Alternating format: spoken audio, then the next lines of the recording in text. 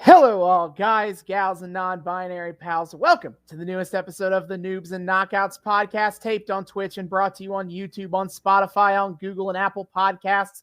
I'm Austin. I'm a knockout. Watched a lot of wrestling. I'm David. I'm a noob. Haven't watched nearly as much wrestling, and I gotta say, Austin, last time we were in this era, we took a wonderful trip overseas to watch some hugely talented non-male wrestlers do their thing. And man, what a beautiful, beautiful thing this cultural diversity in wrestling. But you know, the whole time I sat there and I had one crucial question on my mind: where were all the white people? I wasn't sure where you were going with that. I like to keep you on your toes. We're all about surprise here on Noobs and Knockouts, baby. All right, just to catch everyone else up, is that we are continuing. People who are tuning in for the first time are very concerned about what show they've wandered into. This was a bit, and we are continuing. I promise. This is a bit. I swear to God. All right, we are continuing the AEW Women's Eliminator Tournament from 2021. Last time we were here, we had Elizabeth back as our guest, and we covered the Japan side of the first round. It was Yuka Sakazaki versus Mei Saruga. Yuka got the win. Vaney versus Emi Sakura. Emi won. Maki Ito, the cutest in the world, the best. The queen of the simps. Yep. She lost to Ryu Nami. Fucking rules. Yep. And Aja Kong beat Rina Katakura.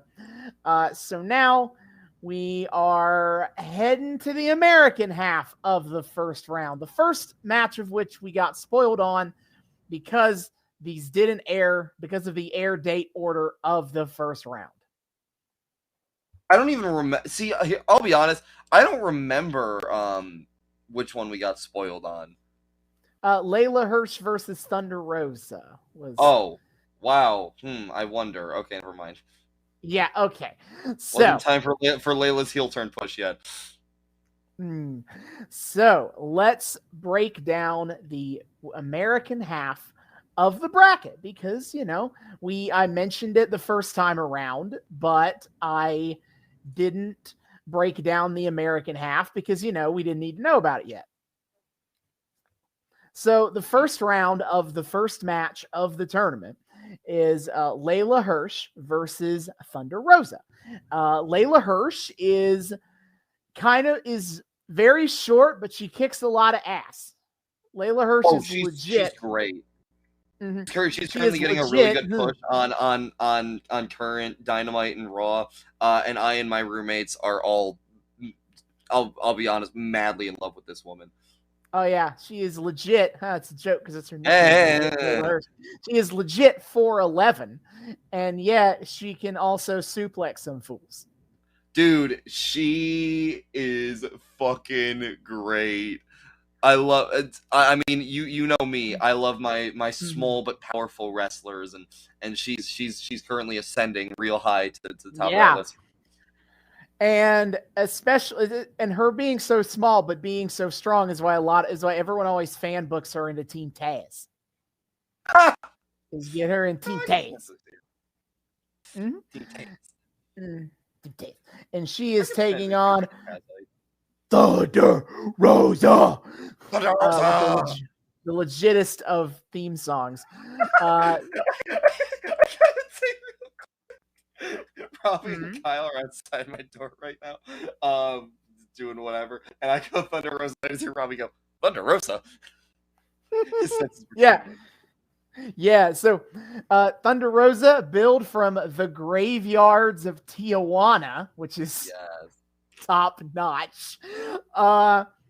She is just kind of another ass kicker. I admit her character isn't necessarily like the most complex, but she's awesome. She has like half face paint Day of the Dead style. Her character is just am badass, and she's one of those people who can actually get away with a character of just am badass. She's fucking great. Yeah. When I put together this arc, I wanted to kind of bring on like 3 different storylines worth really considering within the tournament. Obviously, you have the story of the tournament, who's going to win, who's going to face Hikaru Shida, and the story of Maki Ito, because that's what we're here for. And then over here on the American side, the story of Thunder Rosa versus Britt Baker. Ooh. Because if there is any storyline going into the tournament that's really being built on in the tournament, it's their storyline. So Thunder Rosa, she came into AEW as the NWA Women's Champion. And it was a big deal at the time. It was very much, I don't think I've ever explained the Forbidden Door. So I'm going to explain the Forbidden Door. Huh.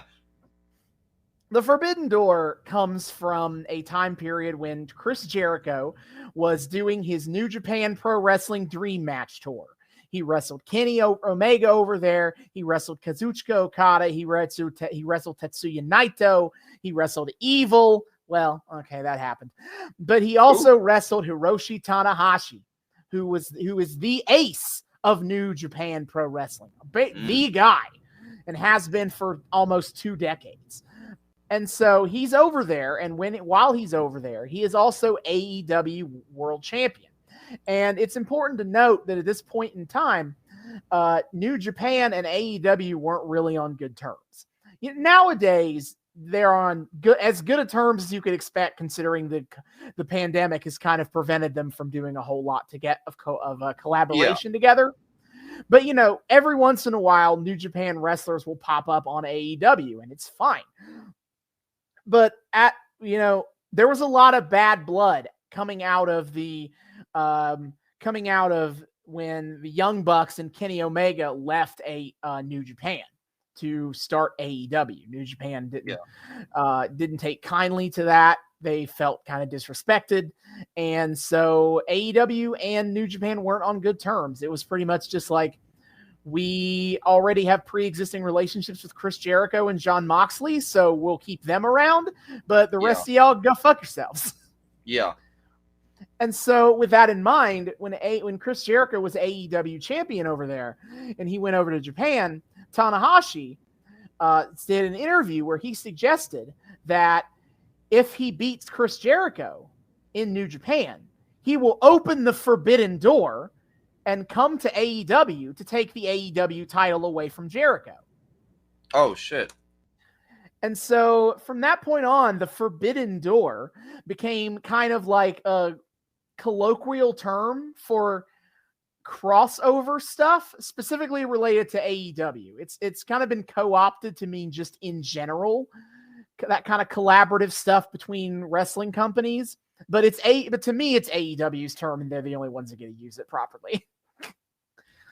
So wait, hold up. If NJPW and AEW were not on good terms at this point, why was this Forbidden Door a thing? Like was it just because they had a relationship with Jericho, or why did the Forbidden Door get dropped if they still weren't on great terms? Well, for New Japan, it was just about Jericho and Moxley. Those were just 2 gaijin that they wanted. And Tanahashi wasn't really hinting at anything. He was just trying to build hype for the match. Okay. And it wasn't like a hint of a future storyline or anything. It was just kind of almost a throwaway line. Okay. To be like, I'm going to take your title. But then the Forbidden Door is a catchy idea, is a catchy name. Yeah. And so they kept it around. And so the pandemic saw a lot of this Forbidden Door stuff crop back up. You had Kenny Omega going to Impact Wrestling as the AEW champion and then becoming the Impact champion at the same time. As much as that storyline was a bit of a bust overall, it was a cool moment, and there's absolutely all-time great moment as he's running away with Don Callis with the AEW title he stole from Jon Moxley, and he's like, and Don Callis says, "You'll find out Tuesday," and Marvez goes, but Dynamite's on Wednesday. And Don Callis goes, you'll find out Tuesday on Impact. Oh, shit. Absolutely a mic drop moment of 2020, excuse me. Was that line. Yeah. And then also we've had the NWA. Now, I'm going to be honest, I don't have a lot of positive things to say about the NWA overall. I'll have a lot more to say about how the NWA got to 2021 next week. Okay. But basically right now, the NWA, the WWE owns pretty much all of the tape library for the NWA, but they don't own any of the IP. Or specifically, they don't own the assets. They don't own the name. They don't own the belt. And so now they own the tape library.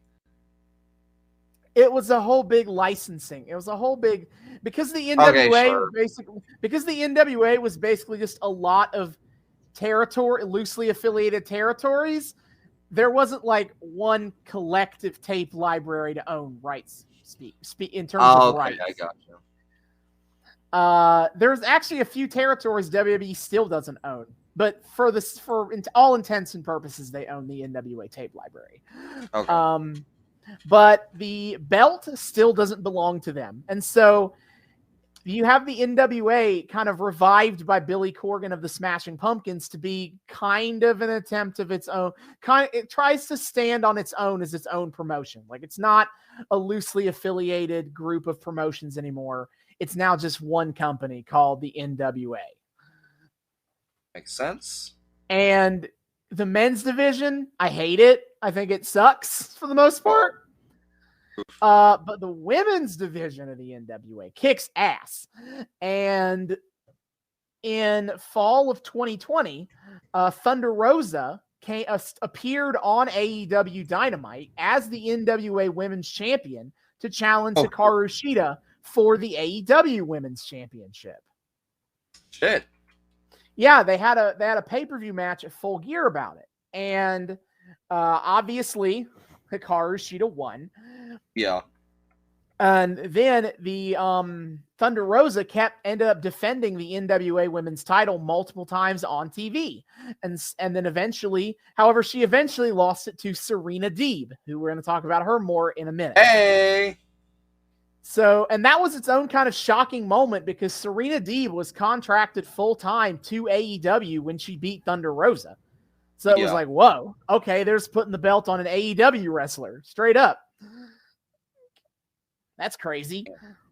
So Thunder Rosa was trying to get the belt back, and she lost her rematch because of interference from Dr. Britt Baker. And so the reason for that is Britt Baker kind of took this attitude of, I'm the face of this division. Mm-hmm. And we don't take too kindly to outsiders around here. Yeah. She took offense to Thunder Rosa being a champion in a different place and not being signed to AEW, taking up all this time and attention. And she's like, hey, get out. You're not welcome. Go away. And so for months now, Britt Baker has been a thorn in Thunder Rosa's side.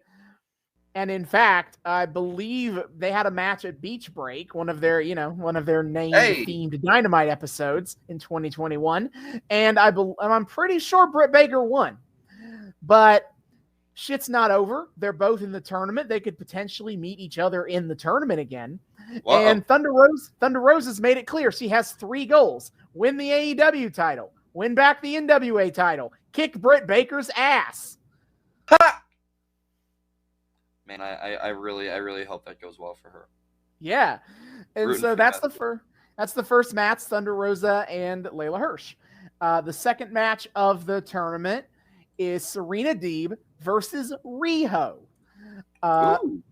Serena Deeb as the current NWA Women's Champion. And it's interesting because in a year later in the now, she's kind of like a heel who is brutal and knows all the wrestling moves and is going to destroy your body piece by piece because she knows all the moves.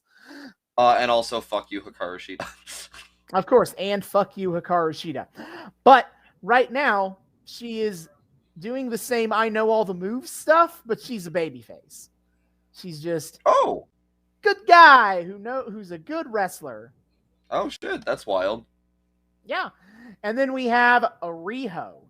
Riho is, you could probably guess, she is Japanese, but she was looking to move to America, and so she was in America at the time of this bracket, so that's why she's in the American bracket. Nice.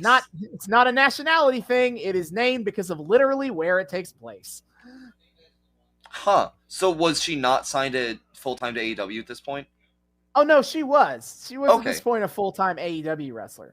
All right. Her thing, well, probably the most notable thing about Riho is that she is, 24 years old, and she has been wrestling for 16 years. Oh, I thought it was 15. Damn, I was off by 1 year. Shit, that's wild.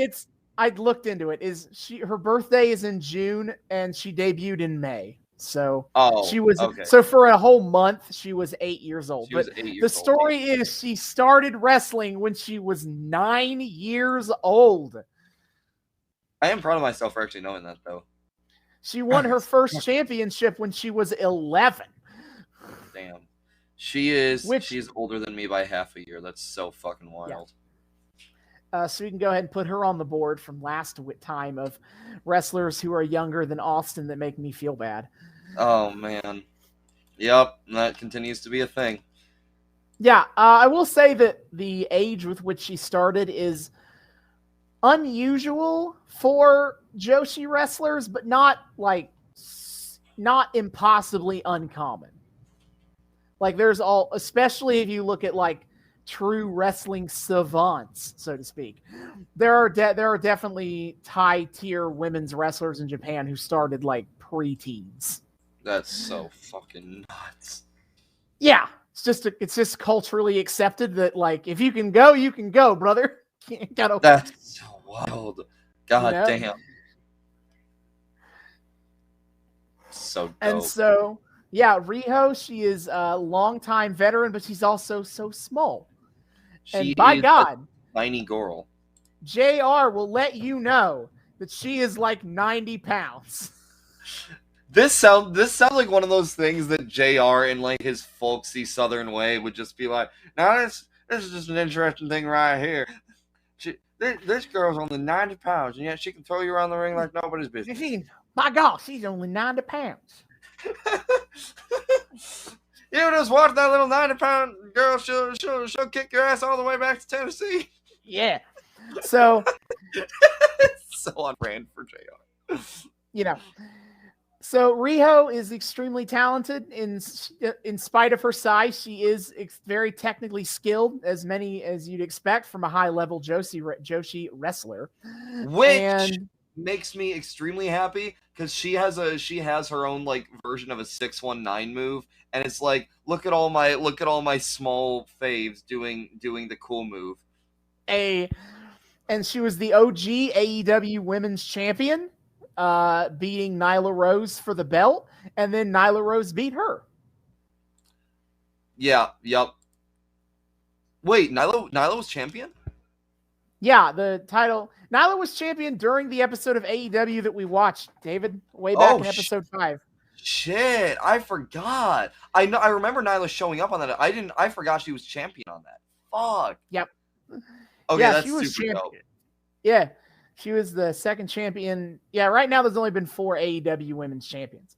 Hey, well, there have only been 4 men's champions, so hey, it works out perfectly. Yeah, woo! All right, so the next match is Nyla Rose versus Ty Conti. So we talked about Nyla Rose. She is big and she is strong. Remember everything we said about Aja Kong last time? Well, it's like that, but not a 30-year veteran. Nyla Rose has only been around for 5 years or something. I don't know. Yeah, and she already fucking kicks everybody's ass. She does. She's got a great Twitter game. I think Vicky Guerrero is her manager at this point. I don't remember. I was so happy. Not to go off on a tangent. I was so happy on I think it was Rampage. Hearing Vicky actually say excuse me. I just kind of figured she wasn't allowed to say it anymore. But she screamed excuse me on the most recent Rampage and I nearly died happy. Yeah. So Nyla Rose does have Vicky as her manager. She is the native beast. Native because she has Native American ancestry, and a beast because she will kick your ass. She is big. She will absolutely destroy you. Yep. And then Ty Conti is relatively new to AEW at this point in time, but she is Brazilian and she knows jiu-jitsu and she will kill you. With her kicks. She will murderize with martial artists. And she does a lot of there's a lot of kind of quick switching personality with her. She's very bubbly and smiley and charming and yay, having fun. And then she gets in the ring and you die. I know. She's so sweet, but if one thing remotely ticks her off, she goes off. It's delightful. Yep. So I am very excited. I'm very excited to see Nyla and Ty Conti again. I'm sure it's going to be awesome. Oh, fuck yeah. And then, of course, the final match of this first round, Dr. Britt Baker, DMD, versus Maddie Rinkowski. Dr. Baker is a dentist, and she'll definitely tell you about it. She is. And she'll let you know about it. Damn, I remember the very first time you told me about Britt Baker, and I was like, what the fuck shtick is this? This is the dumbest shit ever. And I was like, because I was getting flashbacks to New Generation where your job is your gimmick, and it's really fucking stupid. And I was like, she's gonna go IRS tier with it and be like, everybody's teeth are bad. But now she's one of my favorites. The New Generation did have a dentist, an evil dentist. Yeah, Dr. Isaac, totally not Kane Yankum. Yep. But no, Dr. Baker is legitimately a dentist, and she practices for realsies when she's not Florida, wrestling. Yeah. One of my favorite things I've seen in relation to that is her talking about how Adam Cole's a baby in the dentist chair. Yeah, so the Dr. Baker was a babyface when she came in, and people didn't really like it, and so she turned heel and kind of leaned into basic white mean girl, along with being obnoxious dentist, and everyone got really behind it. Yeah, she's great. It kind of helped that she is the woman in the company who gets the most promo time by far. Easy. It is its own problem with the AEW women's division. We talked a little bit about that last time, that Dr. Baker gets a lot of the time to shine, and then everyone else is like whatever. It's slowly getting better. I got really excited. It is getting better when I realized that with the mixed tag match, we technically got 2 women's matches on AEW. Hell yeah, we did. Baby steps. Come on, Tony. We did it. We got 1.5. 1.5 women's matches. Let's go. Yo. And so, Maddie Rinkowski, I'll be honest, I don't remember what her gimmick was. She was a replacement, actually. This was supposed to be Anna Jay of the Dark Order. But Anna Jay injured her shoulder, and so she can't compete. And so we get Maddie Rinkowski instead. And I don't remember her. I mean, that seems unfairly dismissive, but also she mainly palled around on AEW Dark at the time, which is one of the AEW's weekly YouTube shows. So, it was a foregone conclusion how this match was going to go. Okay? Yeah.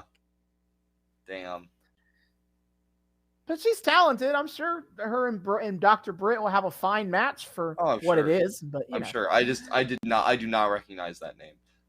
Yeah, no, I don't know what she's doing these days. I don't think she's with AEW anymore. Now I'm going to look this up. See if I can find Maddie Rinkowski. Figure out what is she doing these days? So that is the first round of the AEW tournament now, the rest of the way through. And so how can you watch along? You can do so. There's two ways, because here is to kind of bring us back to what I talked about last time, is that AEW is still very strictly doing one women's match a show. And like I've thought about it, and like on one hand, like if you do a literal proportional of like men's roster to women's roster in AEW, it kind of checks out that way. But at the same time, like the fact that they refuse to not to ever do like more than one always can make it feel like it's like the required, the legally obligated women's match. Yeah. Like, it's cool to have a consistency, but like it's so annoying, and it makes all of these plot lines move at a fucking snail's pace. Yeah, I think the other problem is just not enough promos. That's the problem with the tournament, is that there's not really any promo segments across this whole tournament. How? I don't understand like how this is a problem. Like, that's so basic. Why would you just refuse to? Yep. It's annoying for sure. But point being, so how are we watching this tournament? It's basically the first two matches that we're going to watch, the first two that I mentioned. They took place on the February 10th and February 17th episodes of AEW Dynamite. How can you, of 2021, how can you watch those episodes, you may ask? You can do so, as far as I know, the only way you can really do so is through Fight TV. If you have a VPN and pay for AEW Plus, which is $4.99 a month. And that's, if you do that, you can watch AEW live on Fight TV as well. That's how I watch AEW every week. But you can also watch the entire AEW back catalog. You might be able to find highlights of the matches on YouTube. I don't believe the full matches are up there. I've looked. So for those, you're kind of shit out of luck. It's what it is when AEW is too young of a company to really have a streaming service partner the way WWE does. Like, they don't have a lot of value to streaming companies. So, you know, there's not just like an easy service that you can get to watch it on. Yep. But the second half of the tournament, the second half of the first round is on YouTube. Is one of the YouTube shows. It's, I believe, listed as show 2 on YouTube. And be warned, if you are, is that what they did for this YouTube episode is that they put the rest of the first round from the American side on the YouTube episode. And on the same episode, they put two matches, the Japanese semifinals, in the same YouTube episode. And so we are going to be carefully avoiding those on this episode. Fair enough. And of course, because they're dicks, they couldn't just put the American women's matches in the front. No, it's the first match and the fourth match on this YouTube episode. I know. So that's going to be fun. But yes, that is how for YouTube you can watch Ty Conti and Nyla Rose, and then Britt Baker and Maddie Rinkowski are on YouTube as part of the YouTube specials. Nice. For this tournament. Nice. We love free shit. Yeah, baby. Let's go. Yeah. Free wrestling. And so then with that in mind, we will be back to talk to you about the American half of the first round of the AEW Women's Eliminator Tournament. Hell yeah. And we are back. We have just finished the American half of the first round of the AEW Women's Eliminator Tournament. Yeah. I mean, as last time, a relatively short affair, but not lacking for impressive in-ring work as is to be expected. I have seen every single woman in this on this card fight multiple times, and I knew for a fact. I think this might be the first thing we've watched where I've seen like every single person before. Yeah, probably. Yeah, so it was cool going in. It was really cool going into this one specifically because I have backgrounds on all 8 of these women, and also like future sight on what will become of them. This is one where I'm like, I can do the full analysis thing, baby. It's a cool feeling. So I'm feeling happy for sure. I guess growing up. Oh dear. I guess we can rank the matches like we did last time if you want. Ooh, that's a good one. I don't know. How would I rank these? I know how I'd rank them. Let me think. I guess all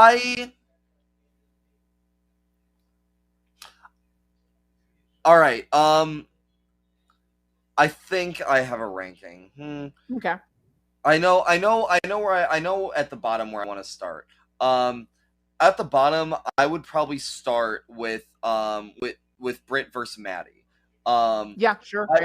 Not a bad. I mean, none of these are bad matches by any means. Do not remotely get me wrong. I enjoyed all of these matches.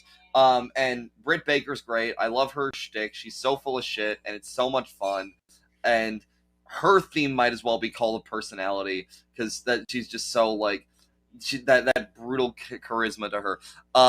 But at the end of the day, this is, as many Britt Baker matches are, a match of shenanigans, and that does not, for good ranking, make a lot of the time. So, sorry about that. It's very one-sided affair, not... Yeah. Again, AEW is self-aware about this matchup and what you think is going to happen here, so they're just like, yeah, okay. Yeah. We're not going to pretend that this is going to be an even back and forth. Are you not entertained? Basically what she did there. Yeah. All right, what's your number 3 then? My number 3 would... This is tough. I would probably put Thunder versus Leyla at number 3. Again, this is like again, really good match. It's this is a battle of margins here for me. Like, I enjoyed all of these. It's just little things to rank one above the other. For this one, it's just a matter of like, it's just one-sided enough that it's like it does create for a little bit of a little bit less of like a competitive air. You kind of know Thunder's going to get the dub. But that being said, and I'll touch on this more when we're actually analyzing it, it's really it was kind of a still a cool show-off match for Leyla, because even though she spends a lot of it getting thrown around, this displays a resiliency to her that is just glorious. And on an individual level, I think adds a lot of power to her. Sure. So that again, on a very slim margin of like, is a little more one-sided. Number 3. Yeah. This one, the final 2 just come down to personal taste. For me, it's Riho and Serena at number 2, and Ty and Nyla versus number 1. I'm flip-flop. I'm switching those 2 in mine. The thing for me, like, they're both really great matches in their own way, and they're like neck and neck for me. It's like, for me, it's like there was a je ne sais quoi about Ty versus Nyla I connect a little more with. Maybe it's because I have more connection to the characters. Maybe it's because I like watching those personalities really. Because like the thing for me is Serena versus Riho was a phenomenal technical match.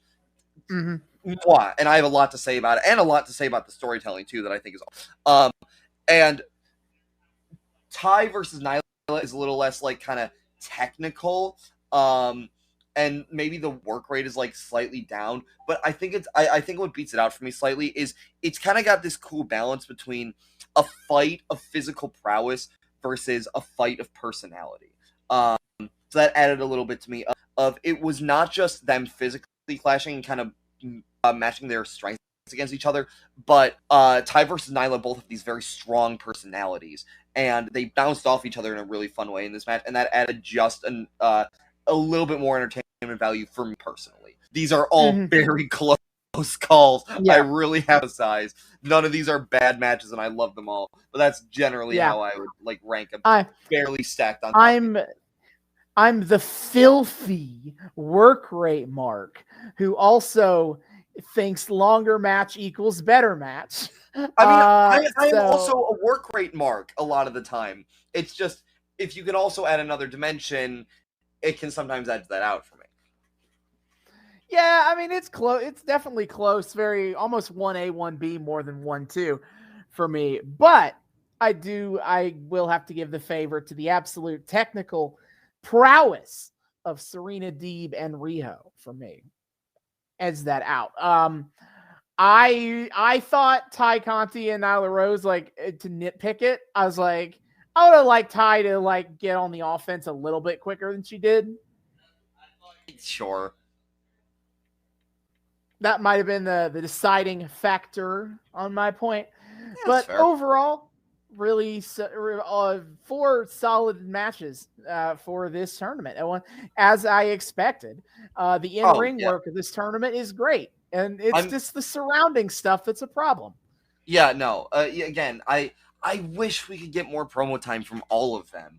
I love watching all of these people cut promos. I mean, God bless, Serena Deeb's been getting more promo time recently, especially when she was going up against Hikaru, and honestly, kind of 2 different characters versus then versus now. But I love Serena as the very scary technical wrestler, so that was great. Yeah.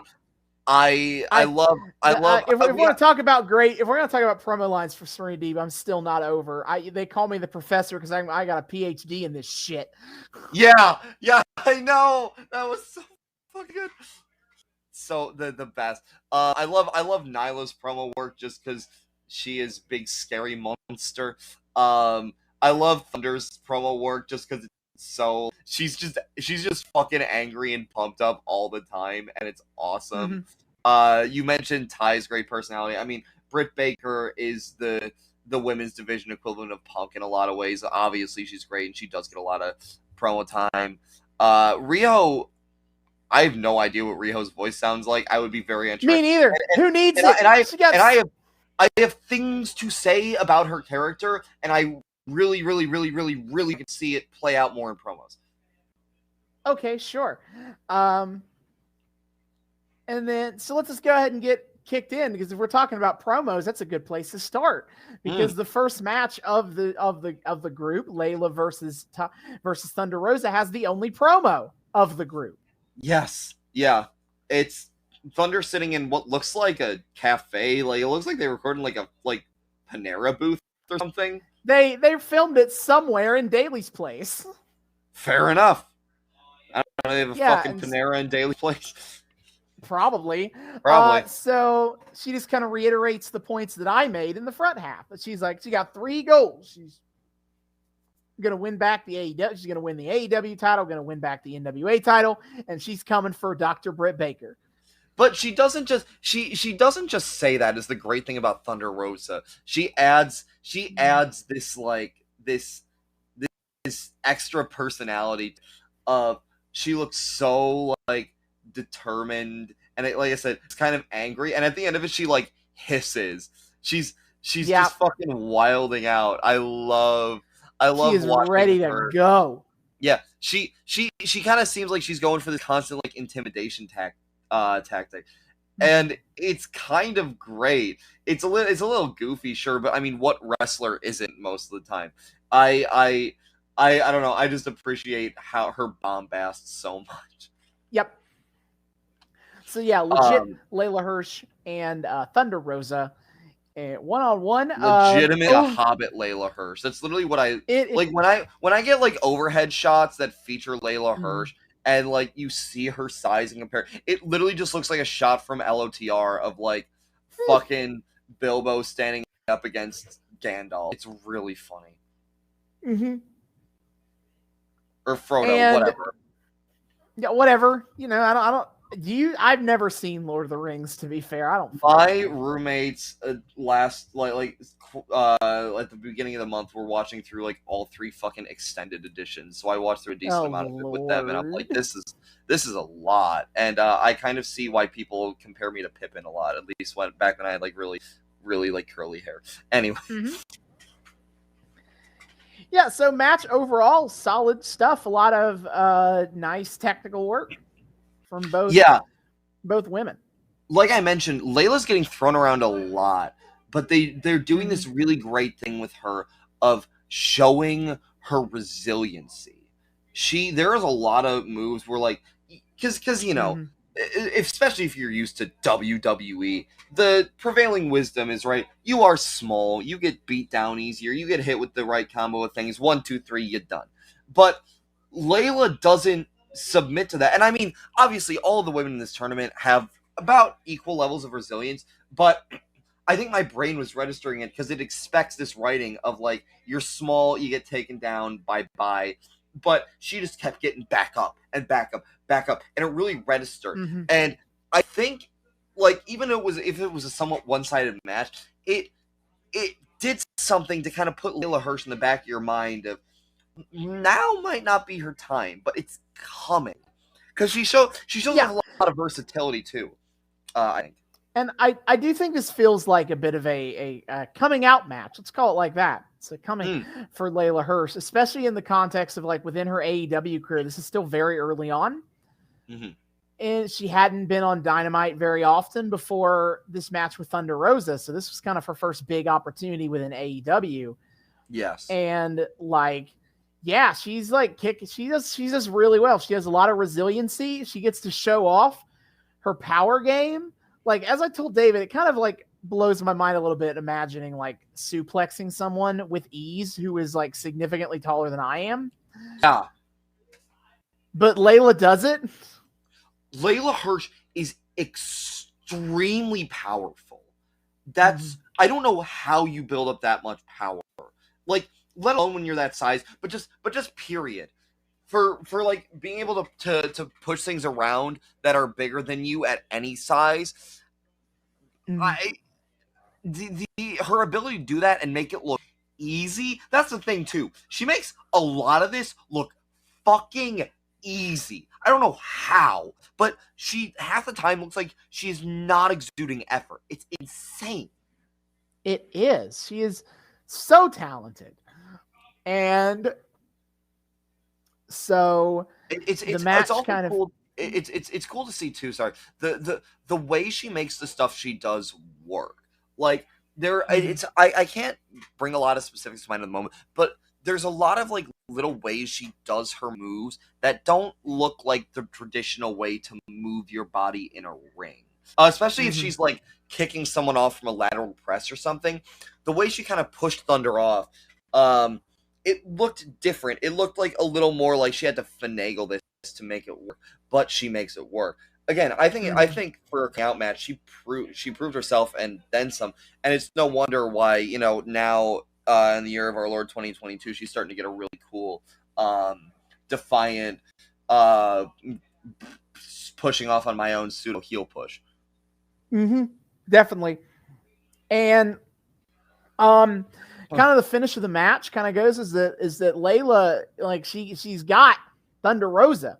She's like making the move. It looks like she's gonna get the winning combination, and she goes up for a moonsault off the top rope, and it doesn't work. And as I note to David, this feels like I forgot about this plot point they try to push with Leyla for a little bit. This kind of notion that like she doesn't need to go off the top rope, and it would be better if she didn't. But she wants to hit that moonsault, man, and then she loses. And then it doesn't work, and she loses.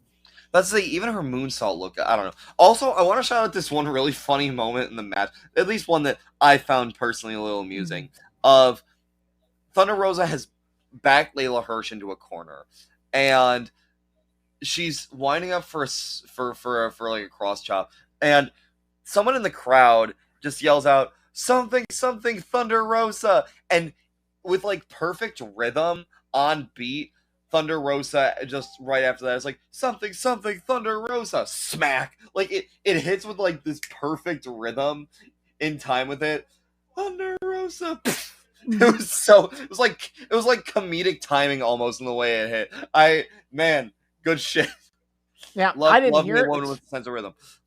Which is sad because this is a limited capacity situation here. I should have been able to hear it. Which I'll go ahead and bring that up.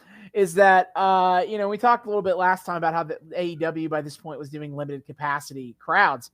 However, they weren't doing it for every single show to try to avoid both for this it helps with spread, but also it helps with potential problems by having your wrestlers only be there once every 2 weeks. First of all, but Yes. Also to not try to burn out the crowd, burn out your market.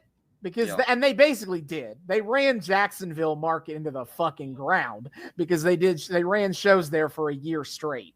Yeah.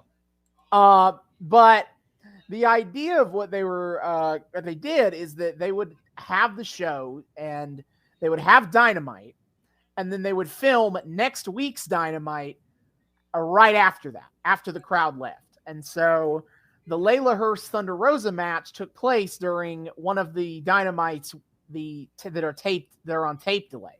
They're taped afterwards. Yeah. So the only people in the crowd are the wrestlers. Damn.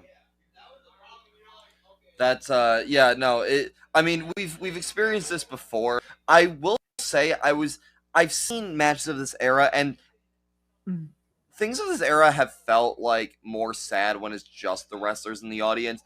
I actually felt like even when it was just the wrestlers, they were keeping up the energy pretty well this time. I appreciated it. They try. By God, they try. I mean, they I think in this case they succeed. Like again, I remember seeing the Exalted One reveal and just finding it depressing. But this, I thought like there was an energy.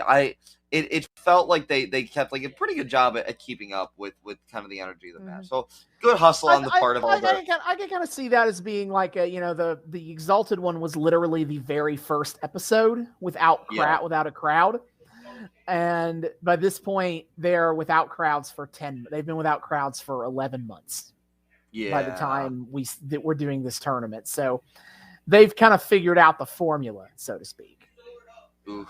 Yeah, no, it's this is toward the back end of like before they took off lockdown. Yeah, they start touring again in July of 2021. Damn. And they have a full capacity crowd in May 2021 for Double or Nothing. So we're at the tail end of lockdown era wrestling for AEW.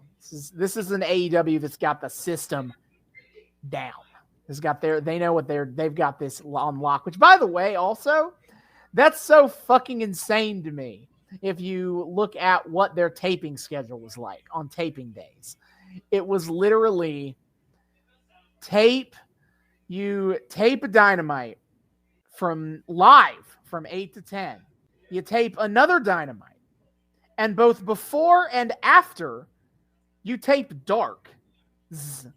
And you weren't watching at the time, but those episodes of Dark could go 1.5 to 2 hours a week. Jesus. Because they were just going for like, we're going to get as many wrestlers as we can on these shows so we can pay them for their appearances. So wild. They were basically doing an all-night tapings. Once every 2 weeks. Okay, but Jesus. Fair. But Jesus Christ, it's wild. Mm-hmm. I didn't Absolutely realize insane times. Yeah.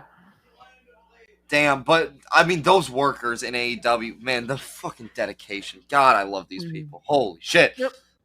Oh my God. Anyway, back to the match. Leyla gets caught by Thunder Rosa, and Thunder Rosa hits her big move. I'm blanking on what it's called.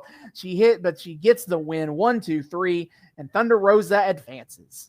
Of course, naturally. I wonder if she's gonna be able to make it to the semifinals and meet with Britt Baker, or to the finals and meet with Britt Baker. I guess semifinals. But I wonder. No, it'd be fine. It's final. It'd be if they meet, it's finals. Oh, I'll talk about it out of the end, but wouldn't there be a finals between American winner and Japanese winner? American finals. Yeah, okay, so, that's what I meant. American finals, overall semifinals, I guess. Yeah, that's what I was thinking. Yeah, I wonder if that's going to pan out for totally mystery. So the next match, Serena Deeb versus Riho. Yes. Serena Deeb got her NWA title. Oh yeah. Yep. And Riho, this is her first match in AEW in 11 months. Since March 2020. It's her first match in AEW since March of 2020. I wonder what might have caused that such long of a delay. I guess we'll never know. I sure wonder why. Yeah, if only they would have said why. I would have liked to, hear the reasoning. Interesting. But wrestling never said. I don't think wrestling ever really called it a pandemic out loud. Like, you want to talk about the weirdest fucking thing ever? Watch the WrestleMania 36 and listen to Stephanie McMahon try to say why they're doing WrestleMania in an empty arena in the Performance Center without calling it a pandemic. Yeah. It's due to circumstances in the real world. This is one of the things so wild to me about wrestling is that wrestling is so inside of its own little pocket universe within our own world that all major companies seem like they've just kind of refused to wholly acknowledge that COVID exists.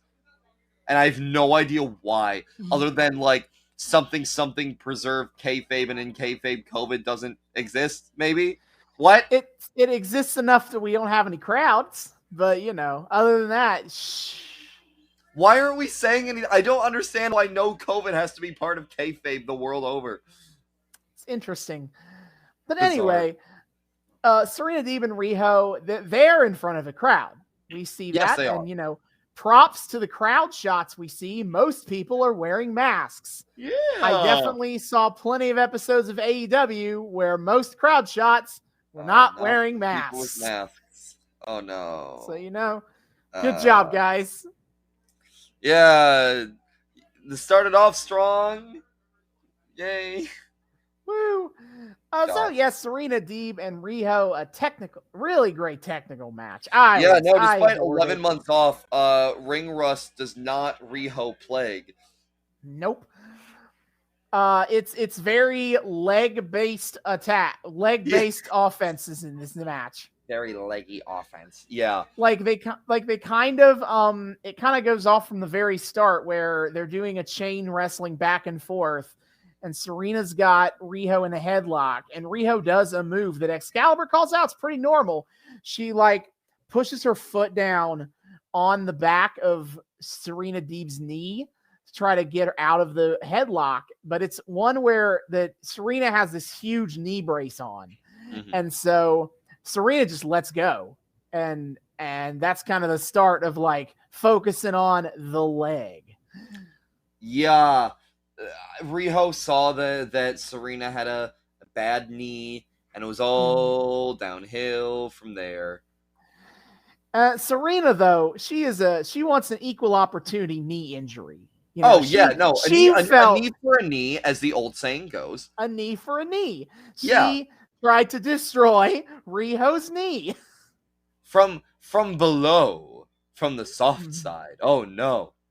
Yeah, it was very painful. The old dragon screw knee whip, where you basically very quickly twist somebody's knee around, is very painful to watch in real time. I'm please don't. One of the cool things about watching Serena fight, and it's super cool to me because kind of like last week, but I think at least for me even more distinctly, each match had a very distinct vibe to it. No two matches felt the same. Each one had its own feel to it. And for this one, so Serena is just, the technical ability is off the charts.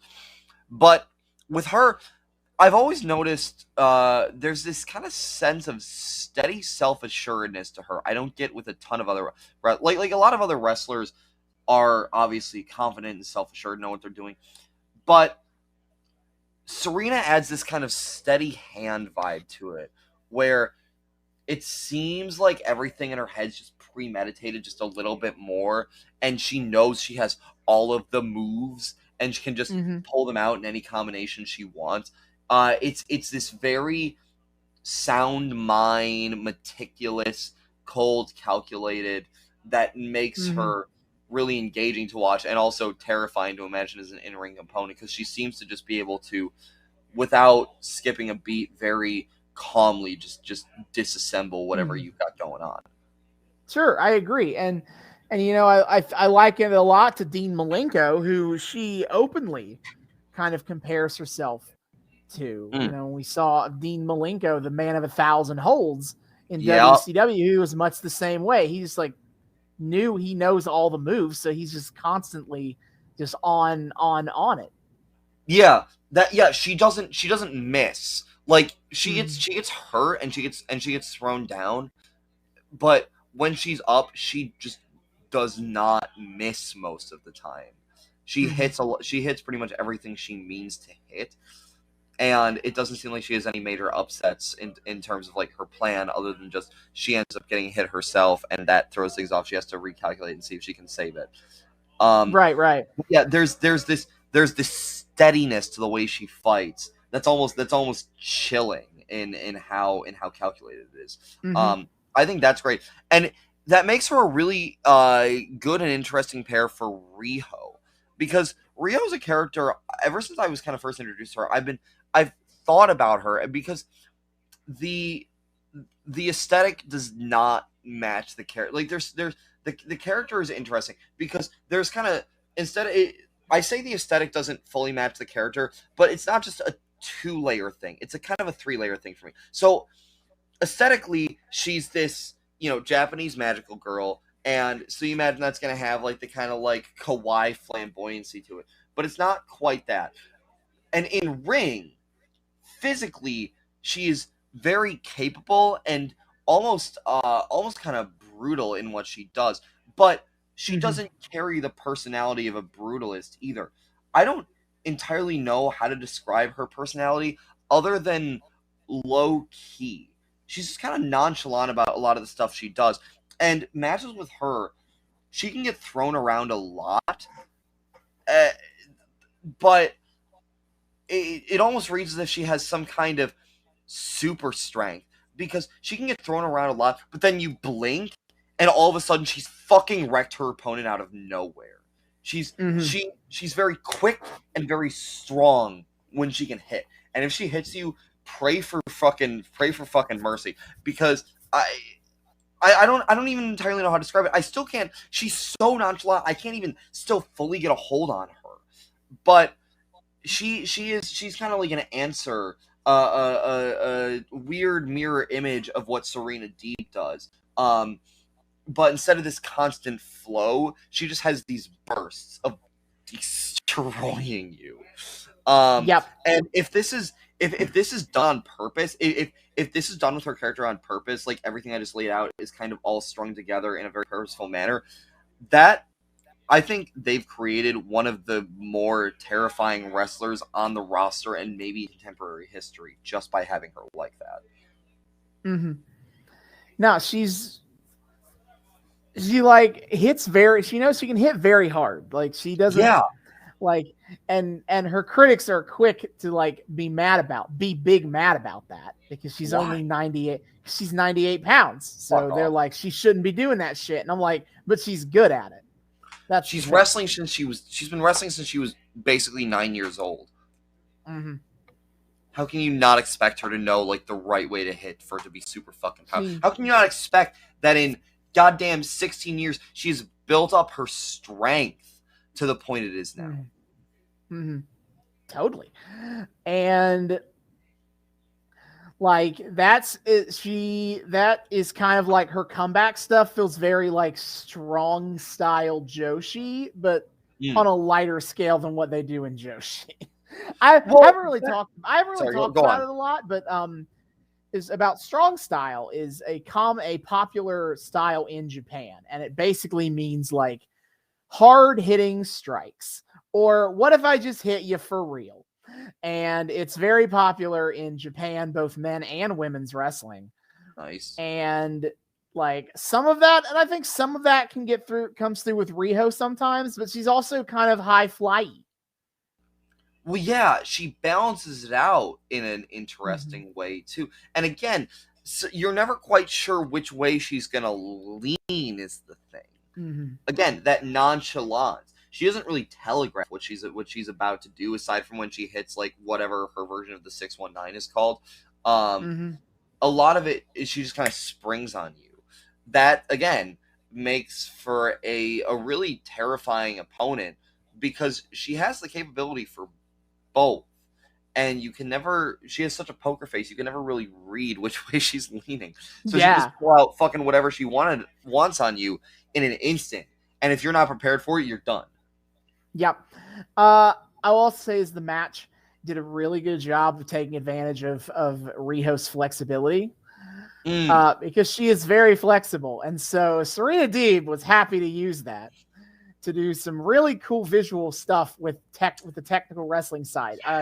Something that immediately sticks out to me is when she has Riho in like, I don't even know what it's technically called, but she basically has Riho hooked on her back and like on Serena's back. And so she leans down and has Riho pinned in a roll up, and 1, 2, first kick out is Riho gets her right shoulder up, and then Serena physically forces her arm back down. 1, 2, she gets the left shoulder up, and Serena physically forces the other arm back down. 1, 2, and then Riho kind of bridges forward. So both I know of her the shoulders fucking ring came girl up. spider crawl thing. Yeah, it was like insane. I saw her do that spot when she went up against Britt Baker, however long ago. That shit is nuts. I love the Riho spider crawl thing. It's so fucking creepy. And it's amazing. Riho knows how to bridge like the best of them.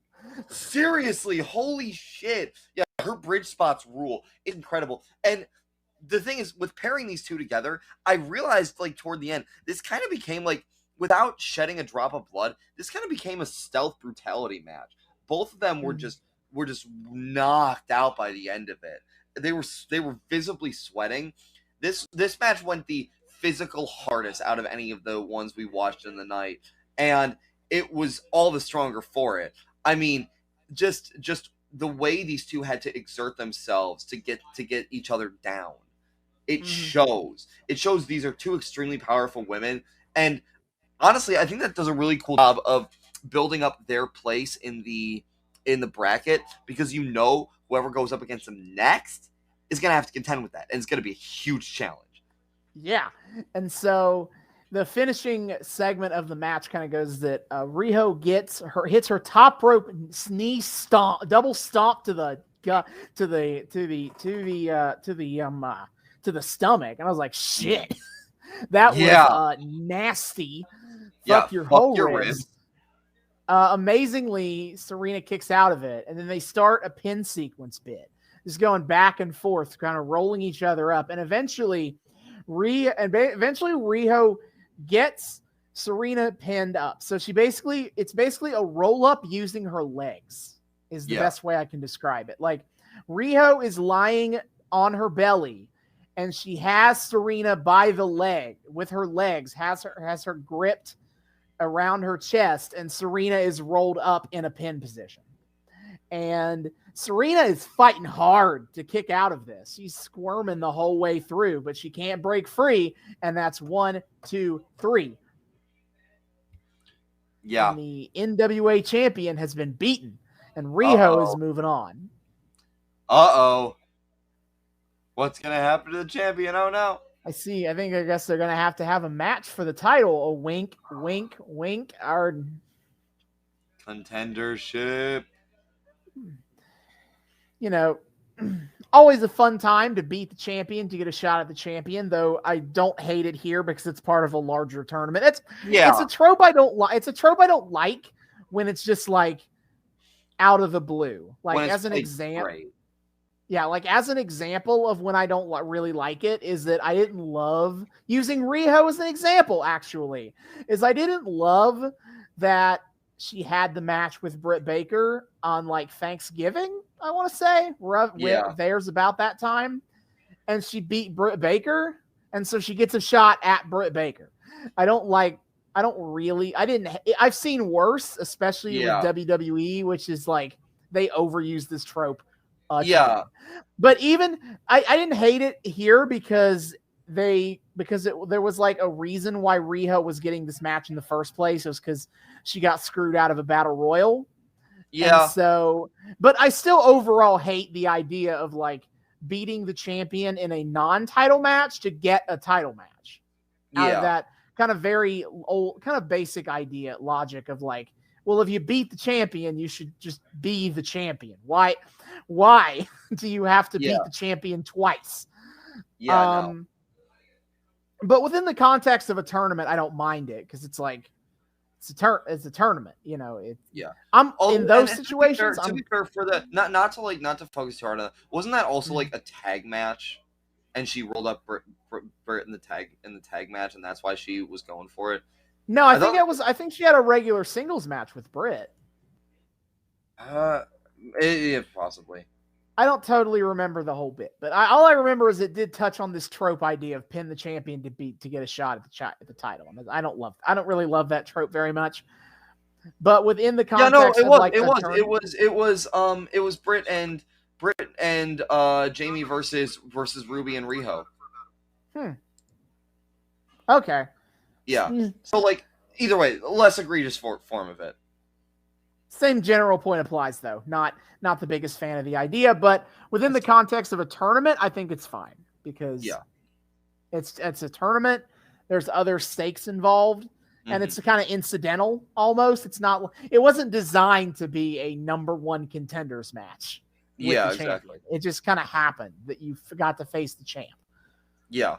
Well, and the thing is too, like, doing little things like that in a tournament like this, I think is great because if you're going to throw in all these really talented women together and kind of have them all in the spotlight at the same time and then be forced to drop a whole bunch of them out, I think it's nice to then have things that are built up within this story that they can then fall back on as storylines to then get wrapped up in once they're inevitably eliminated.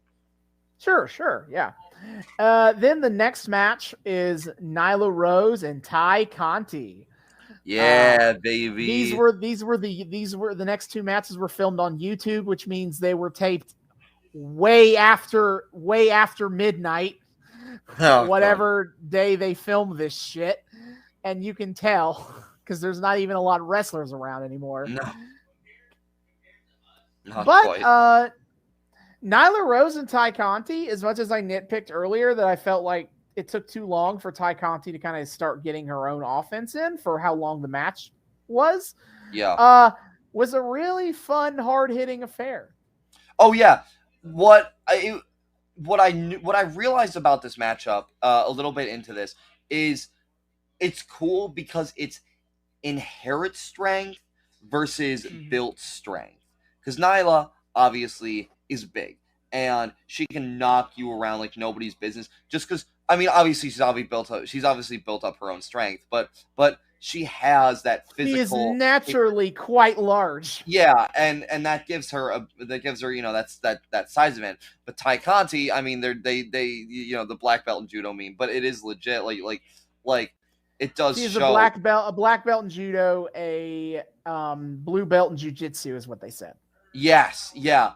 And so it shows off, right, that she has this strength that she's built up through a lot of conditioning for that she can use in ring, and it pretty much matches up to Nyla. It's like David and Goliath, but with a twist, basically. And it's a really what if David had a bigger rock? What if David did CrossFit? Oh God, that'd make the story worse. To be fair, man, alienating our audience once again. To get biblical for a second, King David was like a total motherfucker. I wouldn't be surprised if, like, when he was seducing that one chick in the bathtub, he's like, I do CrossFit. Total Chad King Total. David. Chad King David, you're gonna fuck up your reign and lose your claim to whatever godly promise you could have gotten. Yes. Rip-a-rooney. Yes. The fucking square jaw from the side profile. Yep. Anyway, back to the match.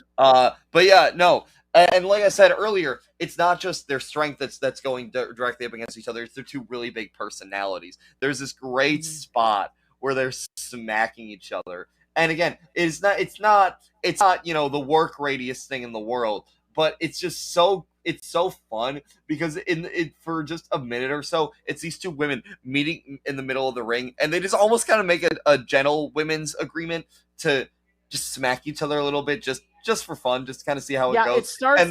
It starts with chops, and then Nyla Rose just slaps. Yeah, Ty Conti across the face. Ty Conti goes, oh. She does that little, like, you motherfucker face, and all right, smack right back. Yep. That was a lot of fun. Also really enjoyed when Ty Conti was getting her comeback sequence. She has Nyla in the corner, and she just goes, and you can hear her go, "You're dead," and she knees, and then she jumps and knees Nyla in the face. I love them so much. No, it's great. Ty, I just really, like, I already pointed this out, but I just really need to. Ty Conti is a fucking animal. Imagine being able to just toss around Nyla Rose like that. Because she can. At one point, Ty just starts judo tossing Nyla Rose. And it doesn't even look all that much like Nyla's helping her. It just seems like she's doing a lot of this purely on her strength. It's fucking nuts. Yep, it's pretty sweet. Yeah. Also, as a side thing that's totally, like, inconsequential, I do very much appreciate that Nyla and Ty have, like, similar hair color and things going on. Like both got, like, that brunette base, but a lot of, like, really intense blonde highlights. And they're kind of, like, roots line up the same. I don't know. I appreciated that for all their physical differences, they got matching hair. Yeah. But the little things, right? ADHD brain, guys. It's fun. There were several bits where Nyla was, like, scratched at Ty Conti, and I was like, this is why the fake nails thing is unfair, and something needs to be done about this. This is an unfair advantage. But Austin, how can Monster if no Claw? I guess. Yeah. She a monster. She got to have all the accoutrement. Ching ching. Yeah. Once Ty gets it going, after Nyla throws her around, once Ty gets it going, it's a lot more even the rest of the way. Mm-hmm. But the kind of the turning point is that Nyla picks Ty up for a overhead press slam and just chucks her out of the ring and onto the stage, which is the way they have the ring set up. There's a stage at level with the ring that is basically like plywood with a little bit of carpet on it. Sidebar, that's still so wild to me. Mm-hmm. The Daily Place just set up like that. It's so fucking non-traditional, and it's their base. It's their, like, base of operations. What the hell? Yeah. So she just chucks Ty face first. Ty lands face down onto this plywood stage. And from there, it's like, welp, this is bad. Yeah. Nyla then comes out there and hits her with another slam onto the stage. She rolls Ty back in, and then Ty gets a big moment where Nyla goes for the pin, but Ty still kicks out. And then Nyla's like, well, okay, then I guess I'm going to have to do this the old-fashioned way. She hits her with the Beast Bomb, and that gets the pin 1, 2, 3. I do want to point out, I do want to shout out, though, the turnbuckle spot earlier. The turnbuckle thing, that was so awesome. Was glorious because, okay, so here's what happens. So Ty throws Nyla into the corner at one point, and Nyla comes yoinking back out, and she yoinks off a fucking turnbuckle pad with her. I don't remember if, like, Ty pulled her out of the corner or if it was something else, but either way, Ty is out of the Ty is out of the corner, and Nyla's out of the corner, and she's holding on to the turnbuckle pad. And she's like, huh, okay.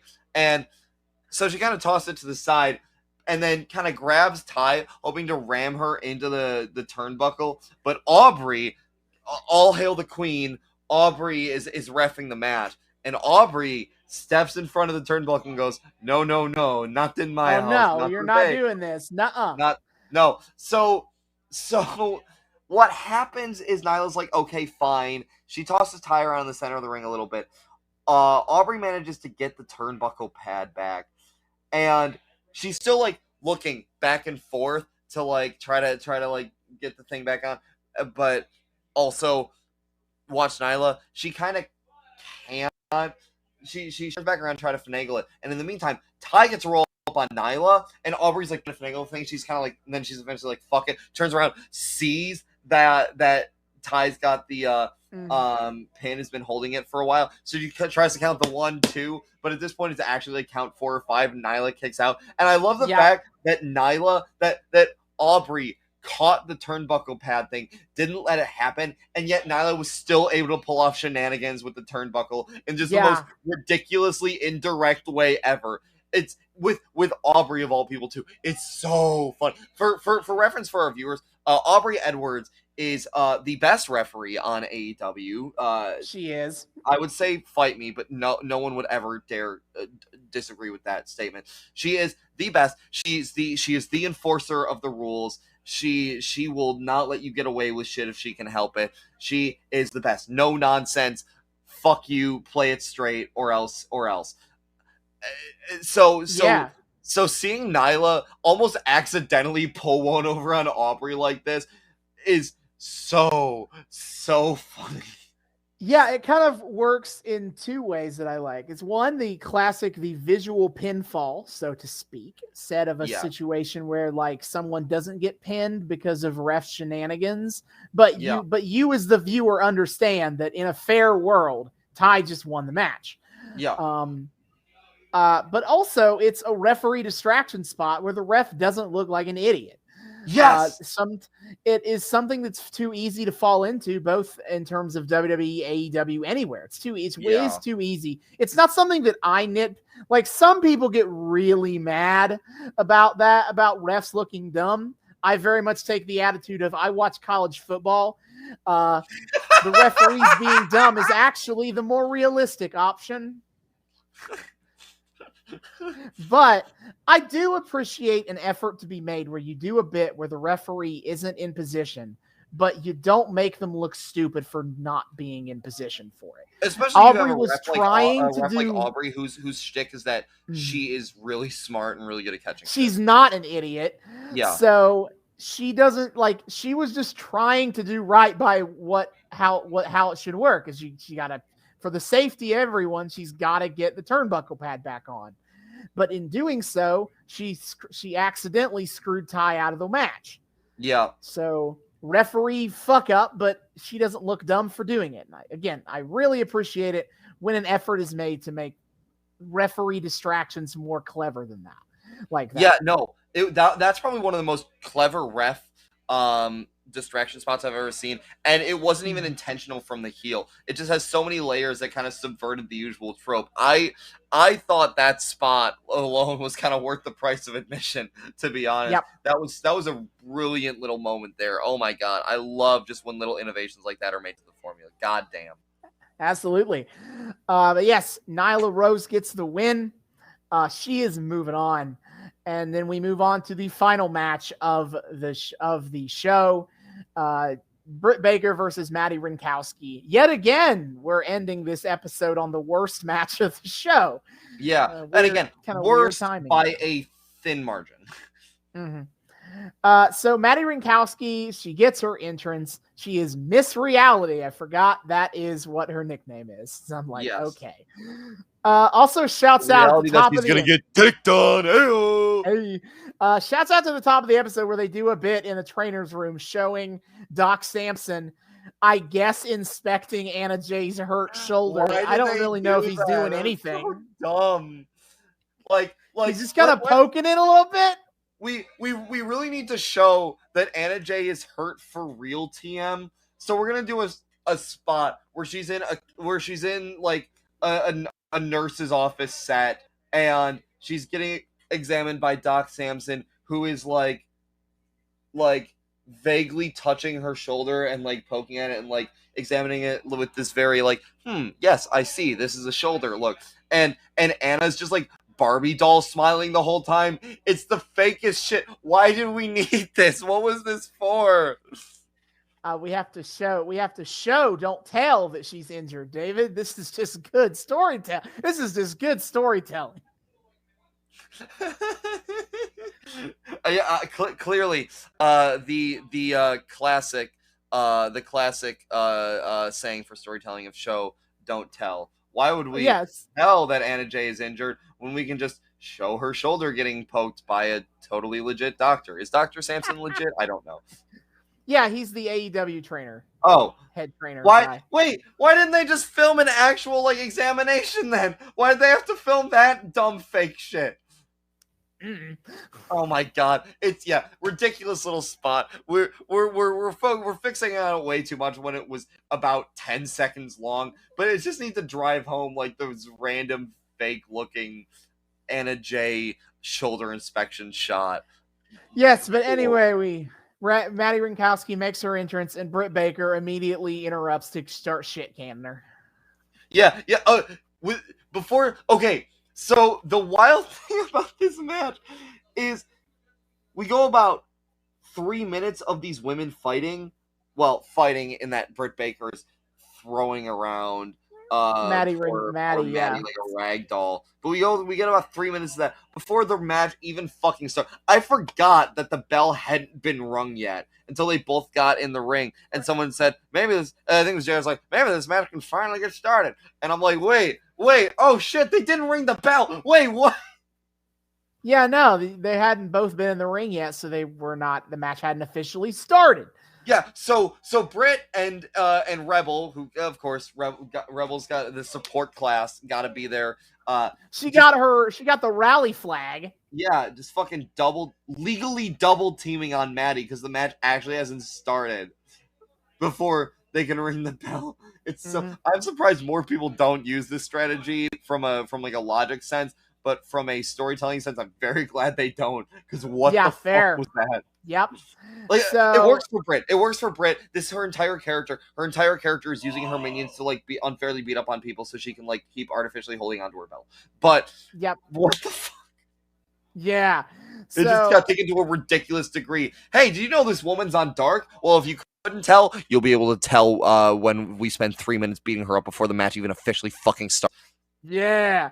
So the Brit, as they mentioned on commentary, Maddie Rinkowski is one of Thunder Rosa's trainees, and that has been a big thing that Thunder Rosa has contributed since coming to AEW, is that she also runs a wrestling school, and so she's shipping her wrestling trainees to AEW. I know. I love that the Thunder Rosa wrestling dojo is just a fucking factory for jobbers for scary monster heels to squash. It just keeps happening. You'd think she'd learn by now not to send her poor students to just get their asses handed to them by awful heels. Well, how else are they gonna learn?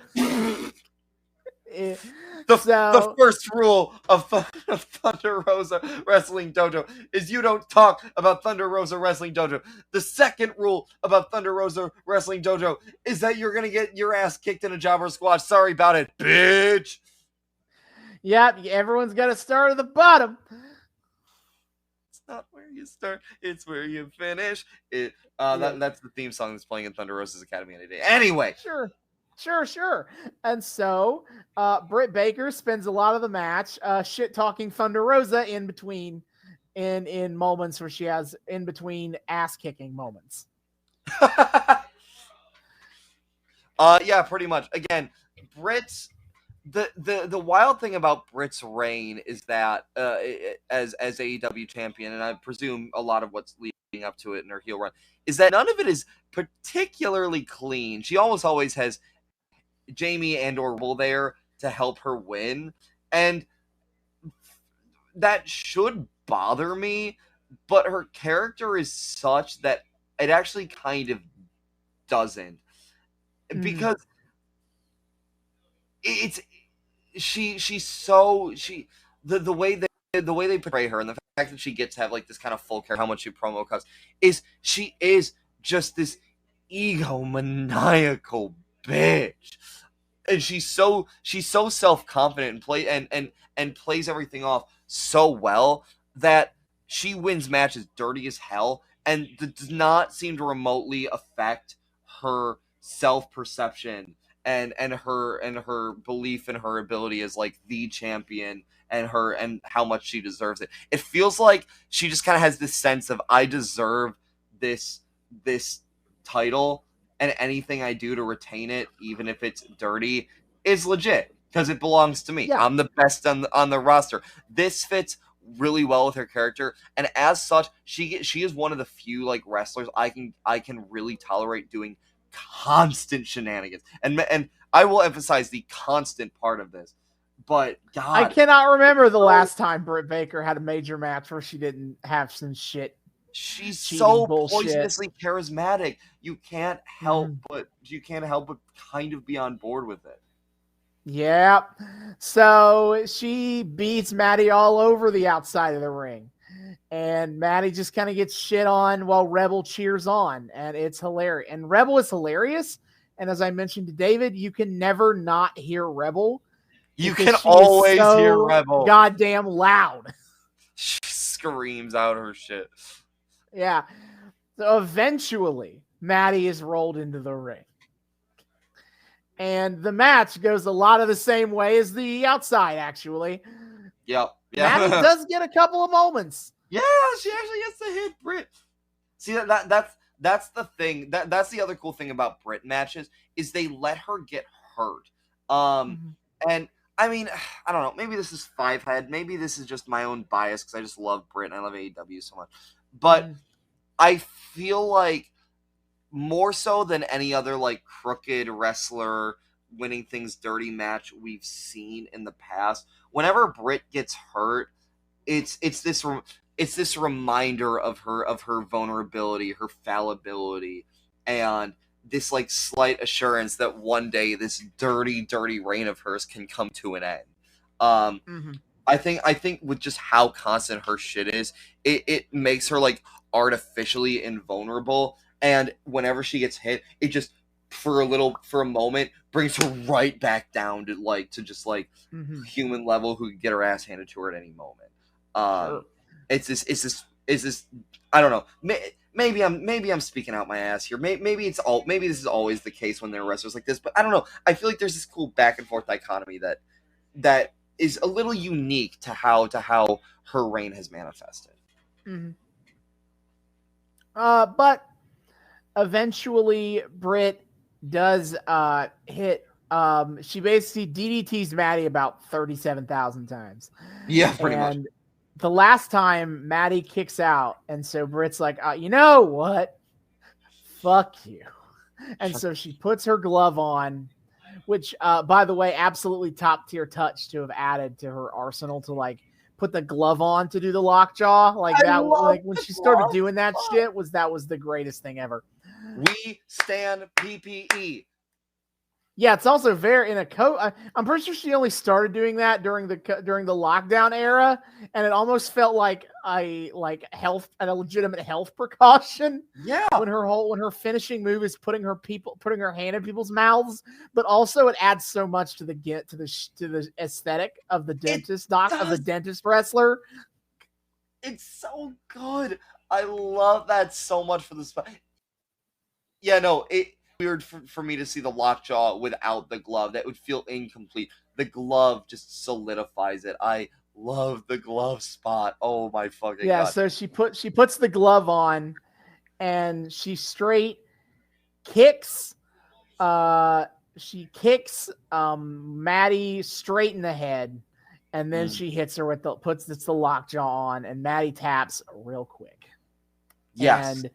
But then after the match, she keeps it going. She curb stomps Maddie. Maddie's curb head stomps Maddie. Flies into the Matt. Ow. Yeah. And suddenly, Rebel has a marker, and Britt holds Maddie's face up. And Rebel very quickly and very impressively basically draws Thunder Rosa's half and face paint on Maddie's face. See, I didn't pick up entirely at first on what they were doing. I went on a journey with this. She drew a line down the center of well, she's got to make sure that Maddie has matching halves. That's very important. Yeah. If I took a meat cleaver down the center of your skull. Oh man. Keep on alienating. Finally, baby. I got Heathers in this podcast. It's been 61 episodes. You've been waiting for this moment, man. I've got to make all my fucking dumb references, and you've just been lying and hey, when we get to 2K22, though, we can have that Heather stable, right? Yeah, so back off for it. Let's hold off on that for. I'm real proud of that. Anyway, so she draws a line, and I'm like, huh. I wonder if is she just gonna like doodle? Is she gonna like draw like I don't know what's going on here? And then she starts to like draw a line around her upper lip. I'm like, is she drawing up? She's gonna draw a fucking must on her face? Are we going with this juvenile shit? Okay, but then she keeps going. And she circles around the mouth, and I'm like, and then she kind of starts to do something leading up from the lip. I'm like, oh, are we doing some like Joker smile shit? Is this like a play on the dentist thing? And then she starts coloring around the eyes. I'm like, oh, it's Thunder's face. Oh, and yeah, for how quickly she does it, it's kind of an impressively on point rendering. Hey Rebel, you have you ever considered a career in like artistry, makeup artistry, and anything like that? I'm pretty sure she does. Where? Why? Where? What? Makeup. I'm pretty sure makeup is her job. It's her like actual job. Yeah, she is a cosmetologist for AEW. Wait. So Britt. Yeah. Besides being Britt Baker's dumpy assistant, she is also a hair and makeup stylist for the women. Why is this two members of Britt Baker's stable who daylight with like legitimate careers? What the fuck? That's all. That's the whole stable. We got to find something for Jamie Hayter. Yeah. Wait, what does Jamie do? She's just a wrestler. Oh, damn it! That would have been so cool if they had gone 3 for 3 with that. No, but yeah, Rebel is legitimately a makeup artist for makeup stylist for the AEW. So what the fuck? Okay, well that's super cool. Well, either way, Maddie has been made an example of TM. She's coming for you, Thunder Rosa. Yep. They lift her face up and shove it in the camera like, this is gonna be you. This is gonna be you, bitch. Just try. I wish you would. Yeah. All right. And so that is the end of the first round of the AEW Women's Tournament. Oh my God. I love AEW. Coming forward, we have in the quarterfinals, I guess, semifinals for each individual bracket. We have Thunder Rosa versus Riho. Nyla Rose versus Dr. Britt Baker. Yuka Sakazaki versus Emi Sakura. And God. Aja Kong versus Ryu Mizunami. Oh my God. I am so hyped for Aja Kong versus Ryu Mizunami. It's fucking unreal. Oh yeah, I'm excited to see that match again. But that is all for next time that we come back to this era. What is happening on our next episode? Our next episode, the start of a new arc. And an exciting, not just a new arc, but a brand new company for this podcast. As we dive back to Philadelphia in 1994 for the birth for Eastern Championship Wrestling. As we watch as they go extreme. This is the birth of Extreme Championship Wrestling, ECFW. The effing is very important. They go hard R, baby. Oh yeah, that's literally a T-shirt they had back in the day. ECFW. Of course it was. God damn it, Paul. Gotta make that money. Of course. That is for next time. Until then, David, hit our plugs. Yes, sir. My friends, my dear friends, thank you so much for joining us on yet another episode of the Noobs and Knockouts Podcast. We are so delighted to have you here. Thank you so much for joining us. If you are a returning listener, viewer, what have you, thank you so much for once again welcoming us back into your eardrums, your eyeballs, whatever you use to consume our content. We hope you've had a great time, and thank you for joining us week after week. If this is your first time joining us, welcome. We are so delighted to have you join us. We here at the Noobs and Knockouts Podcast like to think we are friendly to both noobs and knockouts alike. So whether you are brand new to this whole wrestling thing or a seasoned veteran of the wild, wacky world of wrestling, we hope you've had a great time here and feel welcome and everything feels accessible and all that good shit. And we hope you want to continue to come back week after week. If you'd like to continue to join us and you're not entirely sure how to do so, well, not to worry, my friends. I have you covered. First of all, you can find us on YouTube. We are the Noobs and Knockouts Podcast on YouTube. Hit subscribe, ring that bell, make sure it turns a nice little solid color so you get a notification every single time we drop a brand new episode.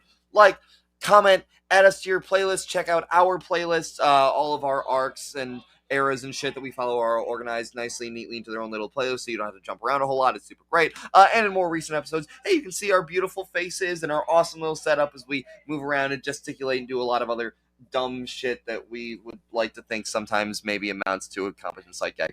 But either way, however, if you are a fan of the audio-only experience, of course, you can find us on Spotify, Google, and Apple Podcasts, 3 of the best places to find your podcast. This is true. Many people are saying this. Come check us out there. Like us, rate us. I know Spotify is the new rating system. Give us that good old 5-star. Write a nice little review saying, hey, these guys are pretty cool. Maybe more people should check us out. I don't know. I'm just saying. That is the audio-only experience, of course. Just a nice, awesome time. You can find us Spotify, Google, and Apple Podcasts, the Noobs and Knockouts Podcast. And, of course, on top of that, we have some places you get in more direct contact with us outside of just listening to our beautiful dulcet tones week after week. Number one, of course, is our Twitter account. You can find us on Twitter at Noobs and Knoxpod on Twitter. That's at Noobs, the letter N, Knoxpod on Twitter. We post there a decent amount. We drop memes. We engage with the wrestling discourse. We post every single time we drop a brand new episode so that you guys can know what the hell is going on. And of course, the highlight of our Twitter is weekly wrestling live tweeting. My friend, what is on the docket coming up? Sure. As usual, every week we have AEW Dynamite, 8 p.m. Eastern on TBS. I am normally the one who takes care of that, but I am currently indisposed for the next several weeks on Wednesday nights, so that will not fall to me. If David is available, he will be the one taking the reins on that. Yeah, but that is normally what we do every single week. I live tweet that. In addition, we do AEW, WWE, and Impact Wrestling pay-per-views. Upcoming on March 6th, we have AEW Revolution, the show that that comes after the one that for the tournament. This is a year after this AEW tournament. This is all. Shit. This arc is building to Revolution 2021. This is Revolution 2022. Shit. So far, we're a bit too far out to have any real matches or anything to advertise for, but that will be available on traditional pay-per-view outlets as well as Bleacher Report and some select movie theaters.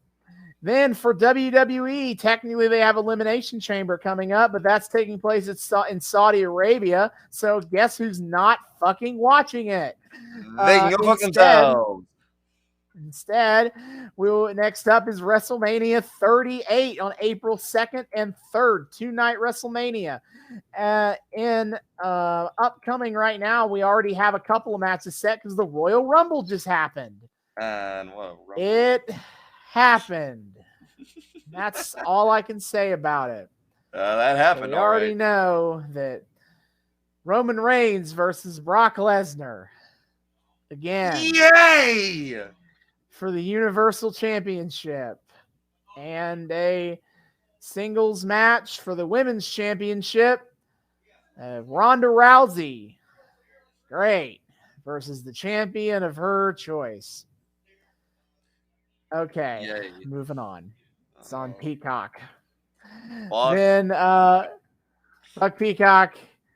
Fuck both of those matches I just said, but when I have something to be excited about for WrestleMania, I'll show more excitement.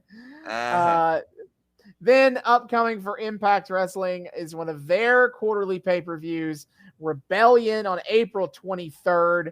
Again, way too far out to have any matches right now, but it will be available on traditional pay-per-view and Fight TV. So that is what is upcoming for now on Twitter. Delightful. So be sure to check all of that out. We love doing our live tweeting. I think it's a really great time.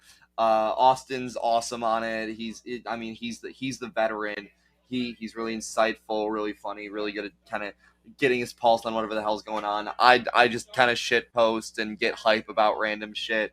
Either way, I like to think in our own special ways we're a good time to spend your time watching wrestling with, even in a digital-only format. So, of course, come check that out. Then, of course, there is our email address if you want to get in direct contact with us, have some more long-form communication. You can find us noobsandknockoutspod@gmail.com. That's noobs, the word and this time, knockoutspod@gmail.com. Come say hi. Tell us what you like about the show, what you don't like, things you want to see more of, less of, arcs, eras, companies, general wrestling periphery media you want to request. We just love to we would love to get those suggestions and see what the people want. Come yell at us for hot takes or tell us how based our opinions are. I don't know. Or just express to us how much you appreciate hearing our beautiful dulcet tones come out of our vocal boxes week after week after week. It's a great time. So no matter what, just come say hi, whatever you want to say. We would love to say hi back. Noobs and Knockouts Pod at Gmail, or Noobs and Knocks Pod at gmail.com. And finally, you can find us on Patreon. We are also the Noobs and Knockouts Podcast on Patreon. $1 a month gets you early access to episodes and a shout out at the end of each episode. See y'all next time. Hasta luego.